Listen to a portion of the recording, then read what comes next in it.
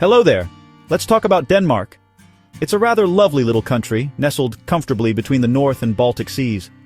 You might think of it as a collection of islands and a peninsula that seems to be pointing a friendly finger towards Sweden.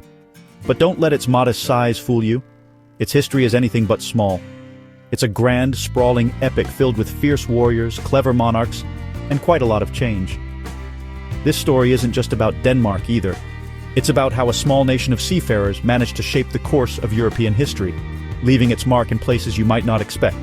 From England to the Mediterranean, the Danes certainly got around, and their journey through time is quite something. Now, you can't really talk about Danish history without mentioning the Vikings. They burst onto the scene around the 8th century, and they weren't exactly known for their quiet diplomacy. These were master shipbuilders and navigators, and their longships were the stuff of legend, capable of crossing vast oceans and nipping up shallow rivers. For about 300 years, the Viking Age was in full swing. They were traders, explorers, and yes, formidable raiders. They set up vast trading networks that stretched from Canada to Constantinople and left a lasting legacy of language, culture, and a healthy dose of fear across Europe. It was a time of incredible energy and expansion that laid the groundwork for everything that was to come. It was during this boisterous era that Denmark started to become, well, Denmark. Before this, the land was a patchwork of territories ruled by local chieftains. But a powerful leader named Gorm the Old came along in the 10th century and began the process of unification. He is often considered the first officially recognized king of Denmark, which makes the Danish monarchy one of the oldest in the world. It's quite the claim to fame, isn't it? To have a continuous line of rulers stretching back over 1,000 years. It's a bit like having a family tree that includes dinosaurs, only with more crowns and fewer giant lizards. Gorm set the stage for his rather more famous son. That son was Harald Bluetooth, and you might have heard his name before, probably from the little blue symbol on your phone. He was a remarkable king. He completed the unification of Denmark and even conquered Norway for a while. More importantly, he officially brought Christianity to the Danes, a huge cultural shift that connected the kingdom to the rest of Christian Europe. He famously commemorated these achievements on the Jelling Stones, massive carved rune stones, which are sometimes called Denmark's birth certificate. They proudly state that he won for himself all of Denmark and Norway and made the Danes Christian. He wasn't one for modesty, our Harald. And just like that, the Viking Age began to fade, and the Kingdom of Denmark was born. After the Vikings hung up their raiding axes, Denmark entered the Middle Ages, a period filled with powerful kings and queens, grand castles, and plenty of political drama. One of the most significant figures from this time was Queen Margrethe I. In the late 14th century, this incredibly shrewd and capable ruler managed to unite Denmark, Norway, and Sweden under a single crown in what became known as the Kalmar Union. It was a massive Scandinavian empire, and for a time it was a dominant force in Northern Europe. Of course, keeping three proud kingdoms together is a bit like trying to herd cats, and the union eventually fell apart. But it showed the immense ambition and influence Denmark wielded during this era. The next seismic shift came in the 16th century with the Reformation. Until then, Denmark was a staunchly Catholic country, with the church holding immense power and wealth. But the new Protestant ideas sweeping across Europe found fertile ground here. In 1536, King Christian III officially made Lutheranism the state religion. This wasn't just a religious change, it was a political revolution. The king seized all the land and property belonging to the Catholic Church, which suddenly made the crown incredibly wealthy and powerful. This event fundamentally reshaped Danish society, influencing everything from art and education to the very structure of government, setting the kingdom on a new course. With all this newfound power, it's perhaps not surprising that the Danish monarchy decided it wanted even more. In 1660, King Frederick III established an absolute monarchy. This meant the king held total, unchecked power. His word was literally law. This system, known as absolutism, lasted for nearly 200 years. During this time, Copenhagen was built up as a magnificent capital, and Denmark maintained its colonial interests in places like the West Indies, India, and Greenland. It was an era of centralized control, where the fate of the nation rested entirely in the hands of one person. It was a tidy system, I suppose, if you happened to be the king. But the winds of change were blowing across Europe once again. Ideas of democracy and freedom were taking hold, and the Danish people began to demand a say in their own governance. In 1849, King Frederick VII, a rather more liberal monarch, wisely decided to give up his absolute power before he was forced to. He signed the first constitution of Denmark, transforming the country into a constitutional monarchy. This was a monumental step. It established a parliament, guaranteed basic rights for citizens, and laid the foundations for the democratic society that Danes treasure today. The age of absolute rule was over and the age of the people had begun. The 20th century brought immense challenges, and none were greater than the Second World War. In the early hours of April 9, 1940, Nazi Germany invaded Denmark.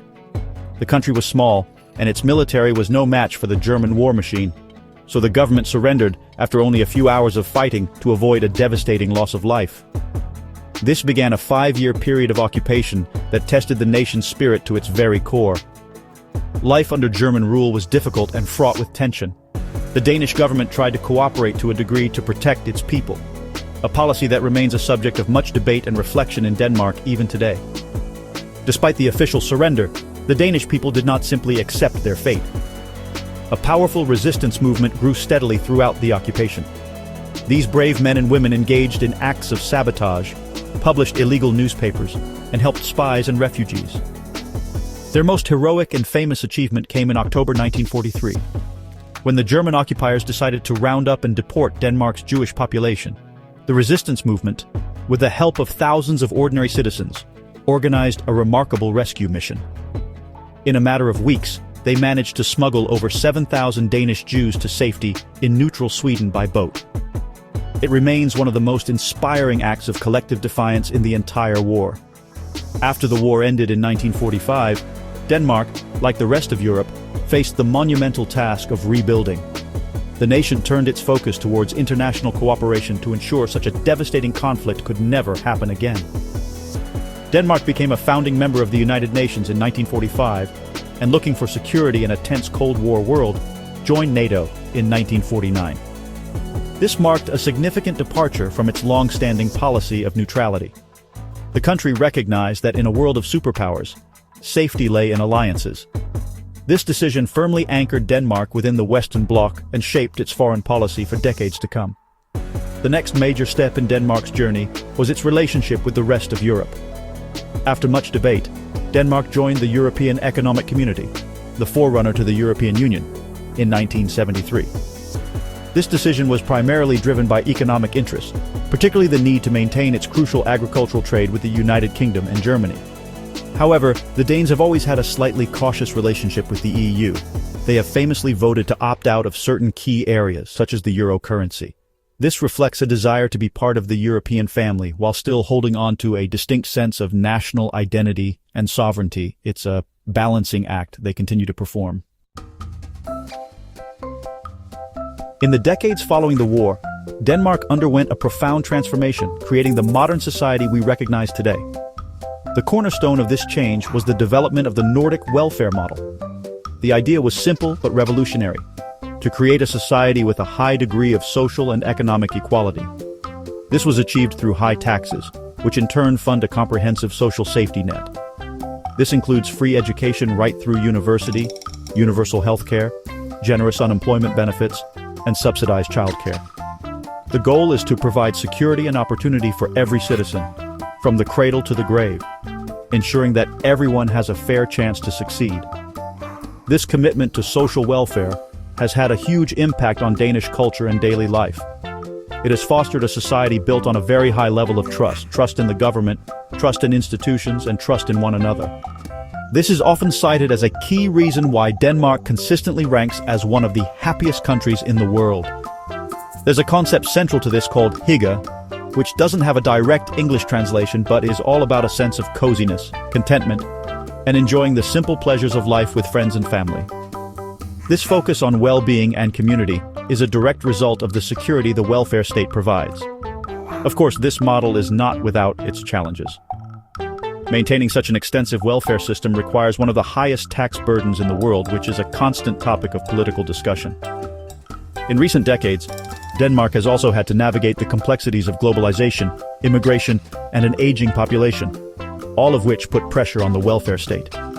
Like many other European nations, Danes are engaged in an ongoing conversation about how to adapt their cherished model to the realities of the 21st century, ensuring it remains sustainable for future generations without losing its fundamental principles of fairness and equality. So, why does this long and winding history matter today? Because it explains the Denmark you see now. The Viking spirit of exploration can be seen in its modern design and global business outlook. The long, stable history of its monarchy provides a sense of continuity and tradition. The democratic ideals born from the 1849 Constitution and the solidarity shown during the war are the very bedrock of its modern welfare state. Danish history is a living thing, a story of a small country that has weathered incredible storms and constantly adapted, all while striving to build a society based on trust, equality, and a good dose of hygge. It's quite an achievement, really.